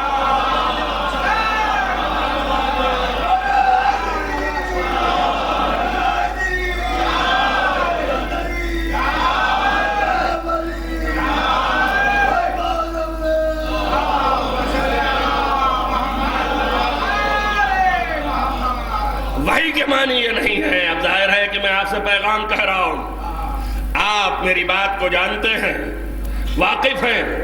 اب میں نے پیغام کہلوایا، بھیا ان سے کہہ دیجئے گا جو ہمارا ان کا معاہدہ تھا پورا کریں۔ بس اب معاہدہ آپ جانتے ہیں، ہم نے کہلا دیا، اور ایک دفعہ کہہ دیا کھل کر کے، بھیا جائیے ان کو کہہ دیجئے جو ہم نے کہا تھا کہ یہ کام کریے فلاں، اسے آپ کر دیجئے۔ تو اس کا یہ مطلب تھوڑے کہ دوبارہ جو ہم نے کہا ہے وہ پہلے نہیں جانتے تھے، جاہل ہو گئے، اب دوبارہ جو آیا تو عالم ہو گئے۔ پہلے سے جانتے ہیں کہ کیا کہا تھا، اسی کو ہم بھیج رہے ہیں۔ تو اب یہاں پیغام لانے والا ہے جبریل۔ کتنے بودے ہیں کہ جبریل جو محتاج ہے عدیل پیغمبر کا، لفظ سے کتنا واقف ہے، جتنے جانتے ہیں وہ جانتے ہیں۔ عدیل پیغمبر، عدیل ایک دوسرے کے مقابل کو کہتے ہیں، یا علی انا وانت من نور واحد۔ جبریل محتاج ہے، شاگرد ہے، محتاج ہے عدیل پیغمبر یعنی علی کا۔ اب آپ کے سمجھ میں آتا ہے، محتاج ہے، شاگرد ہے، محتاج ہے علی کا، اور محمد کو محتاج قرار دے رہا ہو جبریل کا۔ توجہ کرو آپ۔ اور ابھی بتایا ہے کہ تمام جتنے کیسے محتاج ہیں، 2 دن پہلے تقریر کر چکا کہ جتنے ملائکہ ہیں وہ علی کے نور سے خلق ہوئے ہیں، اور جو جس کی اصالت ہوتی ہے وہ اپنی فرا کے اوپر مالک ہوتا ہے۔ اب سمجھ میں آ رہا ہے کہ نہیں آ رہا؟ جو مالک ہے اس کا یہ محتاج، اور جو اس کا عدیل ہے اس کو محتاج اس کا قرار دے رہے ہو۔ اب فرق سمجھے کہ کیا ہے 2 فرقوں میں؟ اب فرق سمجھیے کیا ہے؟ یہ ہے اسلام حقیقی جو محمد کو بھی پہچانتا ہے، علی کو بھی پہچانتا ہے۔ صلوات علی محمد وآل محمد۔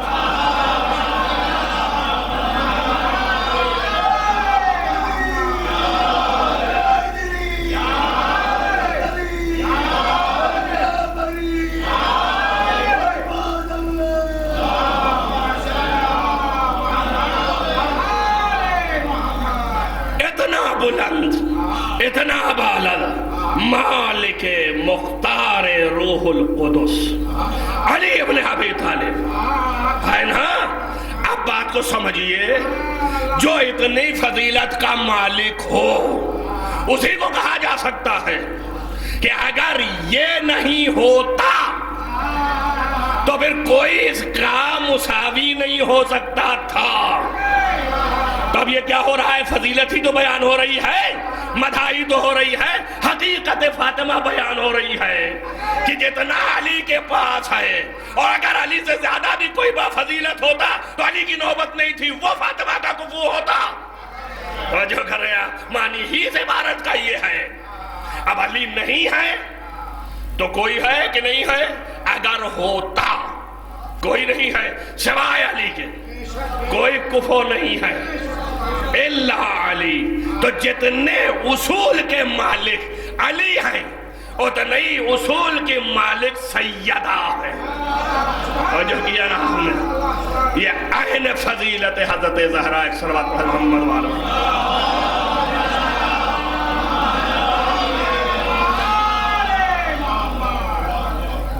اب ظاہر کہ یہ فضیلت کس قدر بلند ہے، روح قدس کے مالک فاطمہ، اسی لیے نہ معلوم کتنے فضائل ہیں، لیکن اعلیٰ ترین فضیلت نسبت مریم سے فاطمہ کی یہ ہے۔ مریم معصومہ ہے وطہرہ کے، لیکن صاحب روح قدس وہ علی نہیں ہے۔ سمجھ رہے ہیں نا آپ؟ یہ ما کان و ما یکون کا علم رکھتی ہیں، مریم ما کان و ما یکون کا علم نہیں رکھتی ہیں۔ 24 مقامات ایسے ہیں جو حضرت مریم اور حضرت زہرا میں اتنا فرق بتاتے ہیں جیسے زمین اور آسمان۔ پہلا فرق یاد تو سب نہیں رہ گیا، بھول تو جاتا ہی ہے، ایک دو جو یاد آتا رہے گا بیان کرتا رہوں گا۔ پہلا فرق یہ ہے کہ مریم مخلوق ہے نور فاطمہ کی وجہ سے، اور فاطمہ مخلوق ہے نور خدا کی وجہ سے۔ صلوات پڑھیں محمد وعلیہ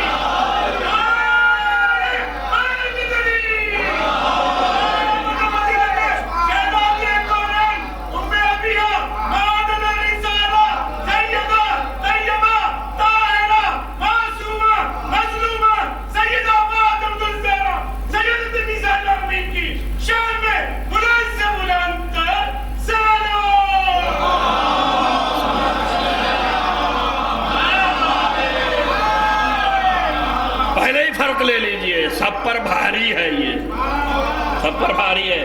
اور چاشنی یہاں سے پکڑیے آپ کہ اس کا وجود کسی کے مرہون منت نہیں۔ ایک جھوٹی بھی حدیث نہیں آئی، یہ تو آئی کہ لولاک لما خلقت الافلاک، یہ آ گئی، لیکن یہ نہیں آئی فاطمہ کے لیے۔ اب فاطمہ جو ہے وہ افلاک میں ہوتی تو ہوتی، لیکن وہاں یہ آئی لولا فاطمہ لما خلقتکم، اگر فاطمہ نہ ہوتی تم کو بھی خلق نہ کرتا۔ یعنی سبب ایجاد محمد مصطفیٰ فاطمہ زہرا۔ توجہ کرو، اب توجہ کرو۔ اب مریم کیا چیز سے مقابلہ کریں گی؟ باپ مریم کا اتنا بلند نہیں، یہ سید المرسلین، مریم کا باپ اس سے زیادہ بلند نہیں کہ ایک نبی ہو جائے، ہے نا؟ اس سے زیادہ بلند نہیں ہے۔ اور ابھی آپ کو مدارج بتا چکے ہیں، لہذا آپ ڈھونڈتے رہیے کتنے زیادہ ملیں گے۔ میں تو یہ بتا رہا ہوں کہ جو ہمیشہ مرہون منت ہے خلقت کا کسی کے، وہ اسی کا تابع ہے۔ تابع و مطبوع تو آپ جانتے ہیں، طلبہ جانتے ہیں، آپ بھی جانتے ہیں لفظ کے اعتبار سے، ایک تابع ایک مطبوع ہے۔ تو اب مطبوع جو ہے مالک ہے، تابع جو ہے اس کا غلام ہے۔ یہ افضل ہے، یہ مفضول ہے، یہ اسی کے ماتحت ہے۔ اب وہ اوچھے لوگ ہوتے ہیں جو تھوڑا پیسہ کما کے اپنے آقا کو بھول جاتے ہیں۔ بات سمجھ میں آئی نہیں آئی؟ تھوڑی سی بلندی پا کے اپنے آقا کو بھول جاتے ہیں، یہ بڑے گرے فطرت کے لوگ ہوتے ہیں۔ نہیں سمجھ میں آیا؟ تھوڑی سی بلندی پا کر کے، ہے نا؟ اور یہاں اتنی بلندی ہے کہ اس کے بعد بشریت کو تصور نہیں ہے، اتنی بلندی ہے کہ چرخ چہارم پہ ہے. کتنی بڑی بلندی ہے، بشریت کو تصور نہیں ہے چرخ چہارم پر پہنچنا. جو اس سے اوپر گیا اس تک تو ہے ہی نہیں، چرخ چہارم پر بشریت نہیں جا سکتی. عیسیٰ وہاں اتنا بلند ہونے کے بعد بھی جب نیچے آیا، جب نیچے آئے گا تو اپنے آقا کو پہچانتا ہے، آقا کے آگے نہیں جائے گا، پیچھے جائے گا.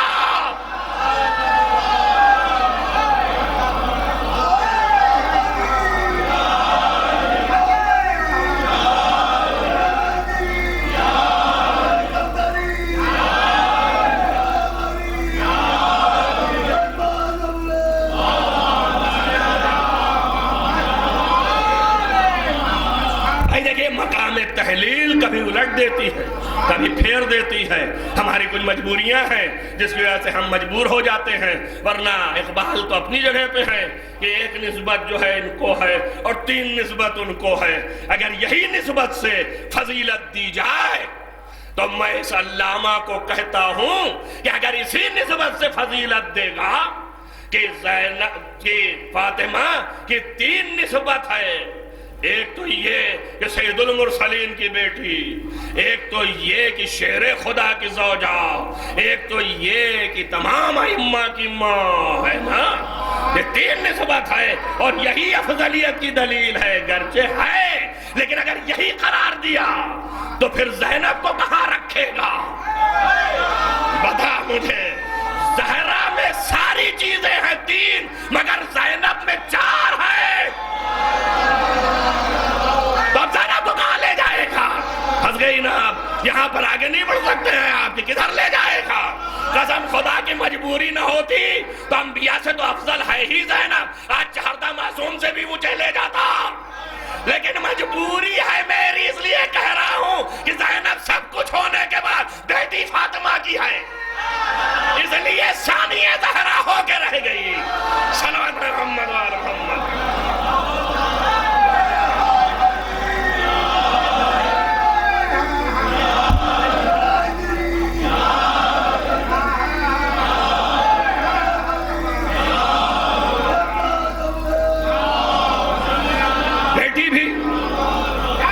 بیٹی بھی اور ماں بھی اور زوجہ بھی، 3 صفتیں ہیں ایسی.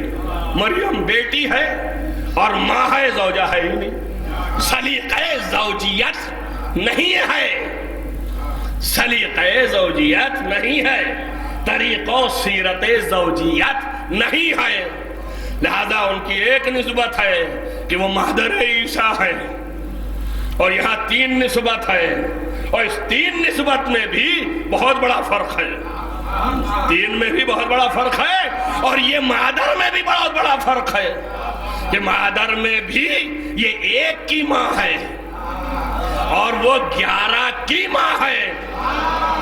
دیکھیے اتنا تو آپ سب سے سنتے ہیں کہ وہ نماز پڑھیں گے اور یہ پڑھائیں گے، یہ تو سب سے سنتے ہیں، لیکن اگلا سنیں، وہ 11 کی ماں ہے جو پڑھانے والا اس کا بیٹا براہ راست ہے، اور اس کا بیٹا 11 میں 10 واسطوں کے بعد ہے. ارے اللہ سمجھو، جو 11واں بیٹا ہے وہ آگے ہے اور عیسیٰ پیچھے ہے. 11 سے اور 10 کے واسطے کے بعد جو نسبت ہوتی ہے فضیلت کی، اتنی مرتبہ مریم سے سیدہ کو بلند سمجھنا. صلوات پڑھیں محمد و آل محمد.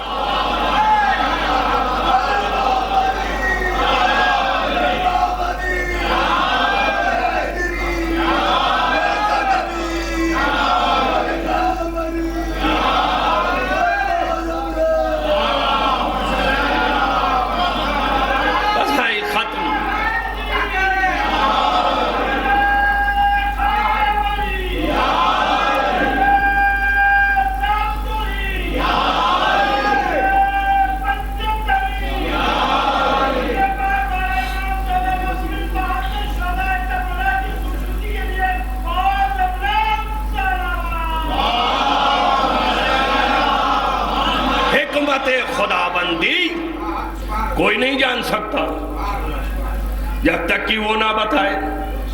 حکمت سے واقف کوئی نہیں ہو سکتا. اب یہ حکمت جانتا تھا اس لیے اول نور خلق کیا اور پیدا بھی کرنا تھا آدم سے تو مصرع برابر رہے. لیکن مریم تو ایسا نہیں ہے نا، بغیر آدم کے نہیں آ سکتی، آدم کی محتاج ہے. لیکن زہرا آدم کی محتاج تو نہیں ہے نا. بھائی زہرا کا نور نہ ہوتا آدم خلق نہ ہونے پاوے، لولاک میں ہے نا. تو آپ دیکھئے آدم کا تو محتاج نہیں. اب یہی سے فرق سمجھ لیجئے کہ کون فضیلت مآب ہے نا. اور پھر پوری کائنات کا واسطہ حضرت سیدہ ہے جس میں مریم بھی ہے. حد یہ ہے کہ آدم بھی، اس کا بھی واسطہ سیدہ ہے نا. اگر نہ واسطہ بنے تو ماں بھی نہ ہوئے آدم. 300 سال تک گڑگڑاتا رہا. اللہ نے کہا جب تک اس راہ سے میرے در پر نہ آئے گا، یہی میرے دروازے ہیں. سمجھایا نا؟ یہ بشریت کے مزاج ہے. پہچنوا بھی رہا ہے، دکھا بھی رہا ہے، بتا بھی رہا ہے، سمجھا بھی رہا ہے. لیکن یہ بشریت جو ہے، یہ آدمیت جو ہے، یہ رہتی اپنا کھیل دکھا جاتی ہے. اور بھائی دیکھ رہے ہیں آپ کتنا پڑھتے ہیں آپ. میرے تو یہی سمجھ میں آ رہا ہے، آپ کے آئے گا تو سمجھائیے گا مجھے کتنا پڑھتے ہیں آپ. آدم جو ہے کیا تھے اور کیا نہیں تھے اور کیا تھے اور کس طرح بنائے گئے، اور پھر انہوں نے دیکھا کہ ہم ہی ہم ہیں. تو اللہ نے ان کو ساق عرض سے پردہ ہٹایا اور نور دکھایا اور بتایا. جب دیکھ لیا نا تو اب کیا معنی رہ گیا. اس کے بعد بھی جب دعا مانگ رہا تو بھول گیا. 1-2 سال نہیں 300 سال. اللہ اکبر. معلوم ہے وراثت میں ہم کو ملنے والا ہے.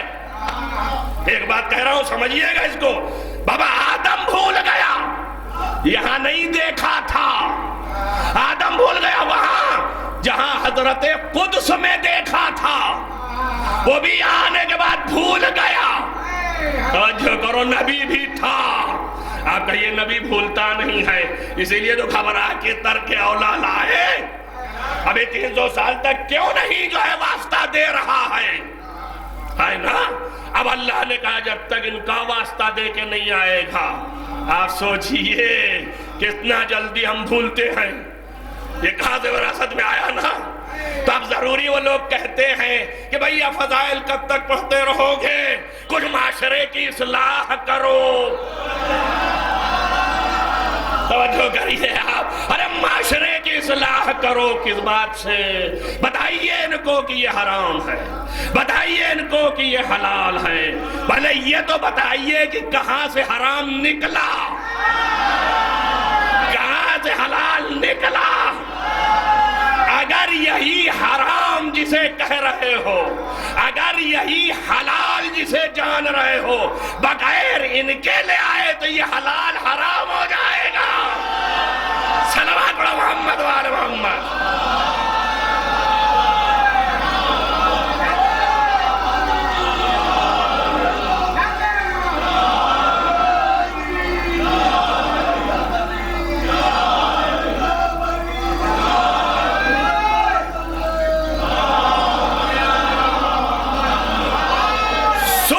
تقریر میں آج 15 منٹ کی تقریر تھی. عنوان کے تحت ایک بات کہی تھی، سرے دست آپ بھی سن لیں. اب چاہے جتنے بڑے مبلغ ہو اور چاہے جتنے بڑے مصلح ہو، پیغمبر سے بڑے نہ مصلح ہو اور نہ مبلغ ہو اور نہ ہو سکتے ہو. آئے نا. تو جب نبی آیا تو گمراہی کا زمانہ تھا. آئے نا. نبی آیا تو پبلک جو ہے کیا تھا، کیریکٹر صحیح نہیں تھا. خوش تو خون و ظلم و نہ معلوم کیا کیا ہو رہا تھا. تو سیدھا برنامہ اور سیدھا پراسپیکٹس لے کے نبی کو آنا چاہیے. بابا یہ خلاف اخلاق ہے، یہ ظلم ہے، یہ ہے، وہ ہے، فلانا ہے، عرب والوں نہ کرو یہ، میں تمہارے درمیان اصلاح کر رہا ہوں. کہے کے لیے مصلح ہے نا. لیکن یہ پراسپیکٹس نہیں سنایا. سنایا کیا؟ قولوا لا الہ الا اللہ تفلحوا. یعنی نبی بتا پہنچنے سے پہلے جب تک خدا دل میں متجلی نہ ہوگا اس وقت تک ظلم کی اصلاح نہ ہوگی. ایک صلوات پڑھیں محمد وآل محمد.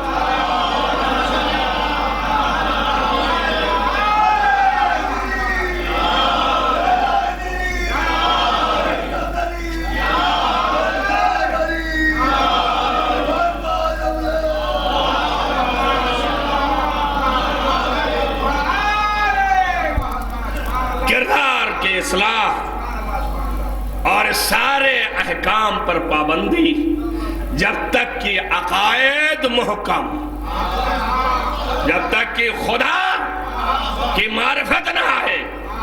اور پہلی تقریروں میں کہہ چکا کہ خدا ایسا نہیں جو تمہارے ذہنوں کے اندر محدود ہو جائے. لہذا کچھ چاہیے کہ جن کو پہچانو اور ان کی پہچان سے خدا یاد آئے، خدا سمجھ میں آئے کہ جب یہ اتنا بڑا ہے تو اس کا خالق کتنا بڑا ہوگا. یہ ضرورت ایجاب کی کہ میں منبر سے بیان کروں کہ علی ابن ابی طالب کائنات پر مسلط ہے. جب یہ بیان کر لوں تب بیان کروں کہ پوری کائنات زیر اقتدار علی ہے، اور علی سجدہ کر کے بتا رہا ہے میں زیر اقتدار خدا ہوں. صلوات پڑھیں محمد وآل محمد.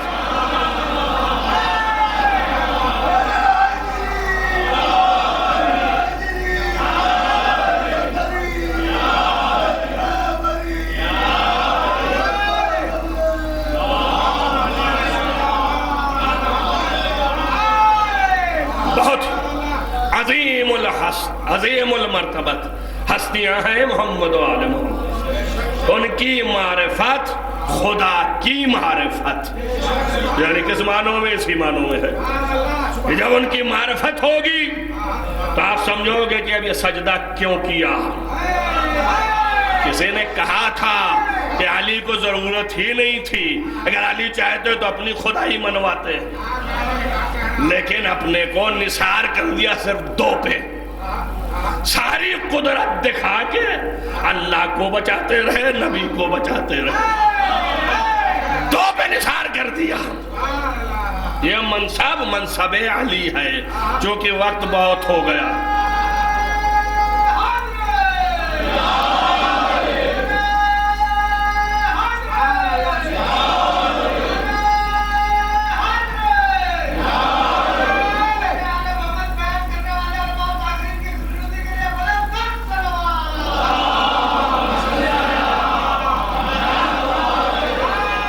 وقت زیادہ ہو گیا، معذرت، لہذا بات کو تمام کر دیں یہیں کہ اصل یہ ہے ان کی معرفت اس منزلت تک اپنے آپ کو پہچانوایا، اس لیے کہ خدا پہچانا جائے. اپنی ذات کو پہچانوانا مقصد اپنے لیے نہیں ہے، اور جو اپنے لیے ہوتے ہیں وہ سب کو پیچھے چھوڑ دیتے ہیں،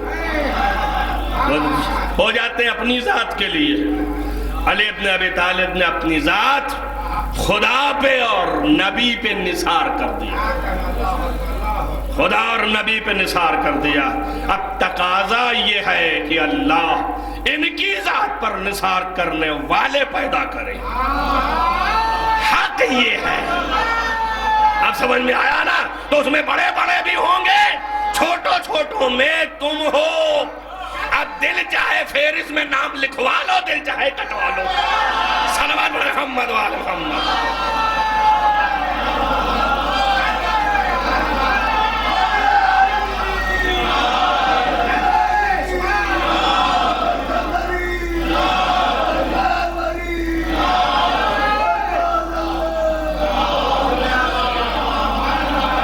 سب سے بڑا علی پہ نثار ہونے والا، سب سے بڑا کائنات میں اگر کوئی تھا تو ذات کا نام ہے فاطمہ الزہرا. سمجھ میں آیا؟ سب سے بڑا خاندان بنی ہاشم، اور سب سے چھوٹا اگر کوئی تھا تو اس کا نام ہے علی اصغر. ملاحظہ کریں آپ، یہ ذات علی پہ نثار ہو گئی، میں نے عرض کیا۔ اس کے بعد پھر شیعہ ہیں، اس کے بعد پھر محب ہیں، یہ خش و خاشاک بھی ہے اسی میں۔ اگر چاہے تو اپنے نام کو رکھے اور چاہے تو نکال لے، مسئلہ کربلا اسی کا فیصلہ تھا، یہ سمجھ لیجئے، مسئلہ کربلا اسی کا فیصلہ تھا کہ کون اپنا نام علی کے فدائیوں میں لکھوا رہا ہے اور کون اپنا نام علی کے فدائیوں سے کٹوا رہا ہے۔ اور دلیل اس کی یہ ہے کہ جب حسین نے یہ پوچھا کہ تم کچھ کو نہیں پہچانتے کیا، کہا ہاں بالکل پہچانتے ہیں، آپ نبی کے نواسے، فاطمہ کے بیٹے، علی کے فرزند، تو پھر کیوں قتل کر رہے ہو؟ کہا بغضاً لعبیک، یعنی کربلا میں علی کی دشمنی میں قتل کرنے آئے ہیں۔ تو اب جو حسین پر جان نثار کر رہا ہے وہ علی پہ فدا ہو رہا ہے۔ بس عزیزو، یہ ایام فاطمیہ کے آخری مجلس ہے اور ظاہر ہے کہ 3 تاریخ کو شہادت ہو گئی۔ اب شاید یہ اس مناسبت سے انہوں نے سوچا ہوگا کہ روز سوم ہے، آل محمد کے ہاں کوئی دن، سنو بڑے غور سے سنو، میرے جد ہمارے سب کے نوے امام حضرت امام جواد علیہ السلام فرماتے اپنے صحابی سے کہ کوئی دن ہمارے لیے اب دن خوشی کا نہیں ہے، آنکھوں سے آنسو ٹپک رہے ہیں اور آپ کے اس پہ گر رہے ہیں کرتے پہ، اور تر ہو گیا کہ مولا آج کا دن تو عید کا دن تھا۔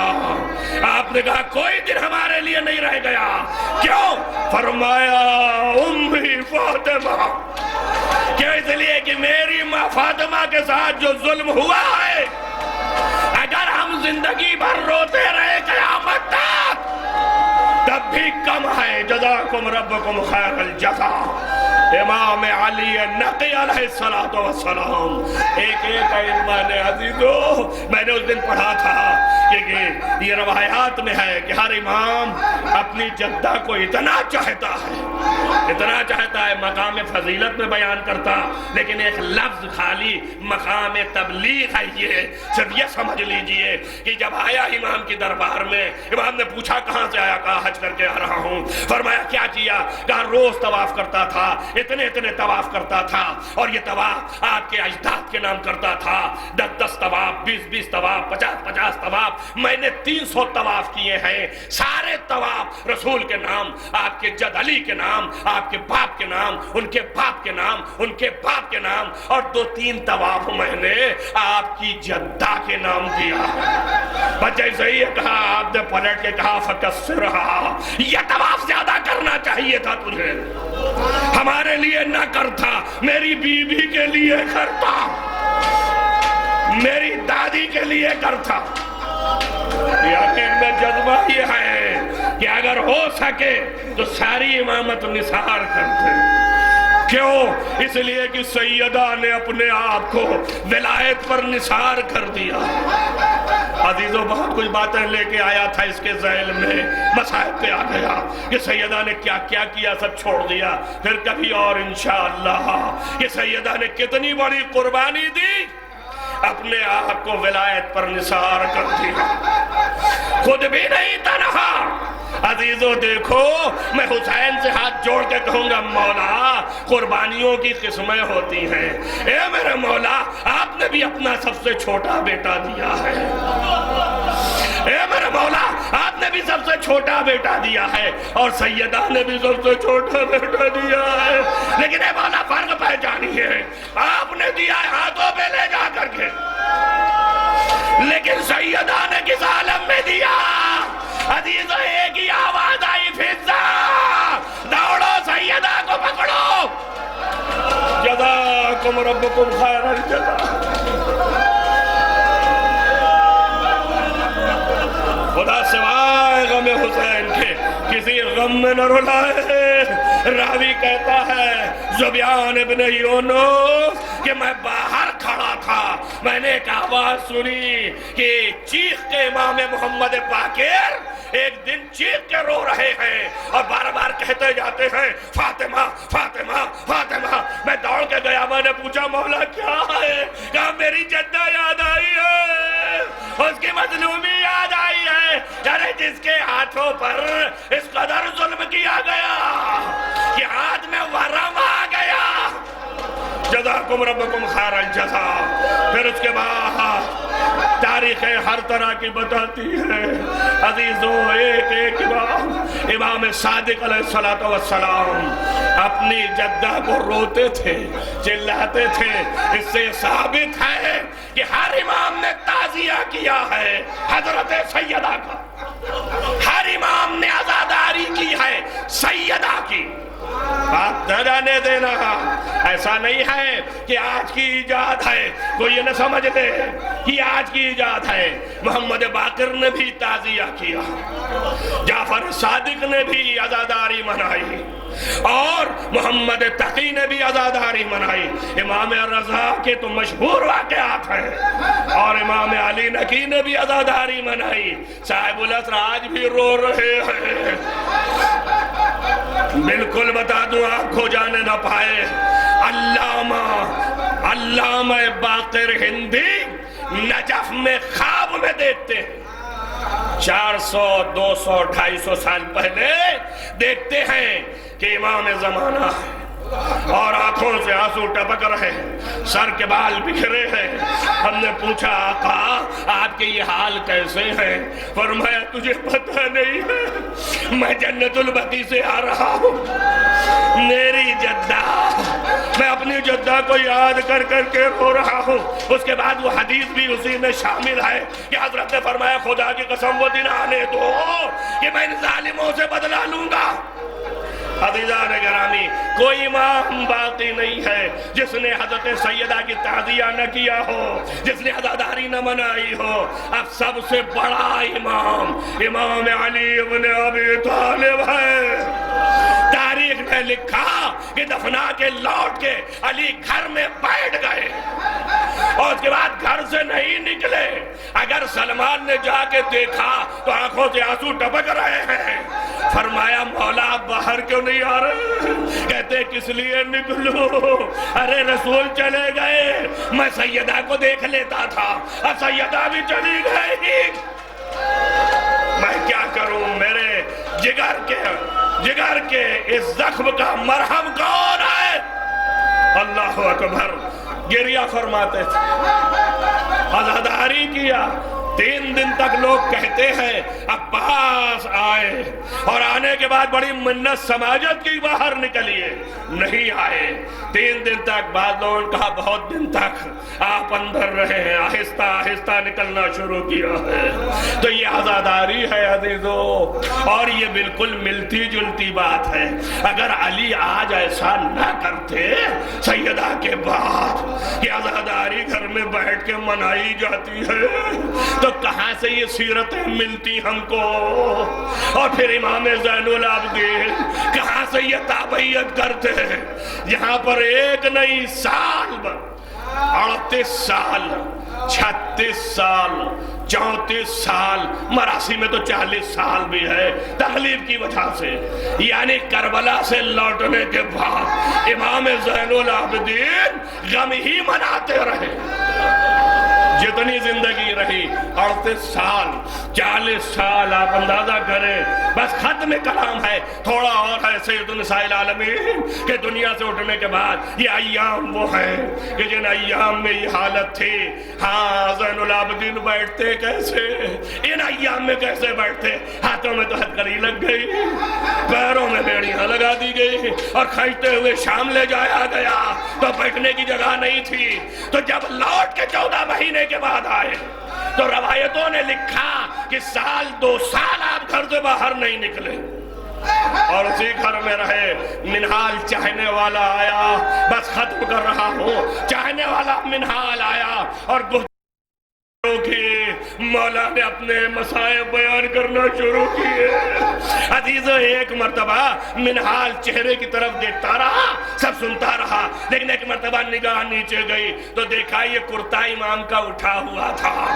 جیسے ہی نگاہ پڑی دیکھا یہ پیر میں ہڈیوں کے اندر سوراخ ہے۔ جیسے ہی دیکھا کہا فبما یال مولا، اے میرے مولا یہ کس چیز سے ہے، یہ کس چیز سے ہے؟ جیسا ہی یہ دیکھا کہ یہ کس چیز سے ہے، آپ نے کرتا کو بڑھایا اور فرمایا منہال، یہ زنجیروں کو جو جکڑ دیا تھا وہ درائی ہڈیوں کے اندر۔ جزاکم ربکم خیر الجزا۔ عزیزو دو چار جملے اور ان کے خواہشوں میں سے یہ تھا کہ ہم یہاں تک بھی پہنچ جائیں، لہذا میں آپ کو لے آیا۔ عزادارو یہ آخری عزاداری ہے اس سیریز کی، اندازہ کرو، اور یہاں ہی نہیں سوراخ تھا، یہاں یہ سوراخ نہیں تھا۔ اس روایت میں منہال کے یہ نہیں ملا کہ منہال پہ کیا سرکاری ہوا، اگر اتنا نہیں ملا پوچھا، امام نے بتایا، برابر کر دیا۔ لیکن عزیزو جب امام 14 مہینے کے بعد لوٹ کے آئے تھے اور آپ کے چچا محمد حنفیہ آپ کو تعزیت دینے کے لیے مدینے کے باہر گئے تھے، آنکھ کمزور تھی، دکھائی نہیں دے رہا تھا، غلام سے پوچھا بتاؤ میرا بھتیجا کہاں ہے؟ امام ایک کرسی پہ تھے، قریب پہنچے، امام کھڑے ہو گئے اور محمد حنفیہ نے چاہا کہ امام کو گلے لگا لے، جیسا ہی چاہا کہ گلے لگا لے، امام نے ایک ہاتھ بیچ میں لگا دیا، آپ پیچھے ہٹے، کہا اے میرے بھتیجے کیا مجھ سے ناراض ہو؟ میں نے بھائی کا ساتھ نہیں دیا، یہاں رہ گیا اس لیے ناراض ہو؟ آپ نے بند کھولا، فرمایا نہیں چچا، اور ایک مرتبہ کھول کے دکھایا۔ عزیزو آنکھیں ضعیف تھی، صحیح سے نہ دیکھ پائے ہوں گے، امام نے ہاتھ پکڑا اور اپنے زخم پہ رکھا، جب سینے میں ہاتھ ڈال آیا تو محمد حنفیہ زمین پہ گر گئے خشخا کے۔ میں اتنا کہوں گا محمد حنفیہ یہ زخم برداشت نہ ہوا دیکھ کے، ارے زین العابدین جس کے سینے میں اتنا بڑا سوراخ ہو گیا اور 14 مہینے توق میں جھگڑا رہا، اور پھر جب آیا تو اسی پہ اپنے باپ کا ماتم کرتا رہا۔ سیعلم الذین ظلموا ای انقلبوا۔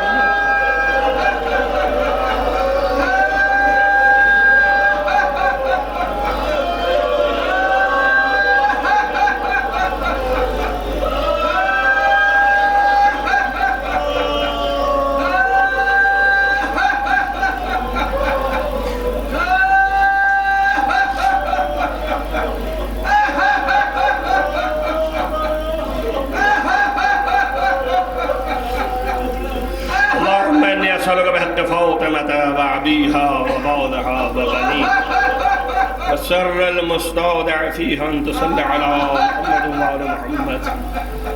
بارلا تجھے واسطہ ہے محمد وآل محمد کے معبود، تمام دنیا میں جو محبان آل محمد ان کو حفظ و امان میں رکھ، بارلا روضہ مقدس کی حفاظت فرما۔ معبود تجھے واسطہ ہے محمد وآل محمد، تمام محبان آل محمد جو دنیا سے اٹھ گئے ان سب کو جوار معصوم میں جگہ عنایت فرما، خصوصاً ان کے بانیان مجلس جو ہیں، ان کے سارے مرحومین کو آمس کی جو جلوس میں حاضر ہیں اور اس مجلس میں موجود ہیں، ان سب کے مرحومین کو جوار معصوم میں جگہ عنایت فرما۔ مولا ان تمام مرحومین کے درجات کو بلند فرما۔ مولا تجھے واسطہ ہے محمد و آل محمد، تمام حاضرین جلسہ کے دلی مرادوں کو برلا۔ مولا تجھے واسطہ ہے فاطمہ زہرا کا کہ بانیان مجلس خصوصاً میر فراست علی صاحب یہ جو حوائج شرعیہ ہیں ان کو برلا، اور خصوصی طور پر بدر فیملی میں جناب ڈاکٹر شفیق بدر صاحب کو ایک اولاد نرینہ عنایت فرما۔ مولا ان کے خاندان کے تمام اموات کو بخش دے۔ معبود تجھے واسطہ ہے محمد و آل محمد کا ہم پر کرم کر اور ہمارے آقا اور مولا کا ظہور جلد از جلد فرما، ان کے اصحاب و انصار میں شمار فرما، تمام علماء اعلام کا سایہ ہمارے سروں پر محفوظ رکھ۔ بار الہ تجھے واسطہ ہے محمد و آل محمد کا ان تمام دعاؤں کو قبول فرما۔ اللہم تقبل من الدعا بحق محمد و آلہ الطاہرین۔ آپ سبھی حضرات سے گزارش ہے ان تمام مرحومین اور تمام مومنین و مومنات اور بدر فیملی کے تمام مرحومین کی ارواح کو آپ بخش دیں، خصوصاً جن کے نام آئے مولوی میر حسن علی باقری اور محترمہ صالحہ بیگم، اور اسی طریقے سے میر حسن علی باقری، مرزا شاہد علی، مرزا محمد علی، سید نادر رضا، ابن سید حسن علی خان، سید کاظم حیدر، مقبول حیدر و جملہ مومنین و مومنات۔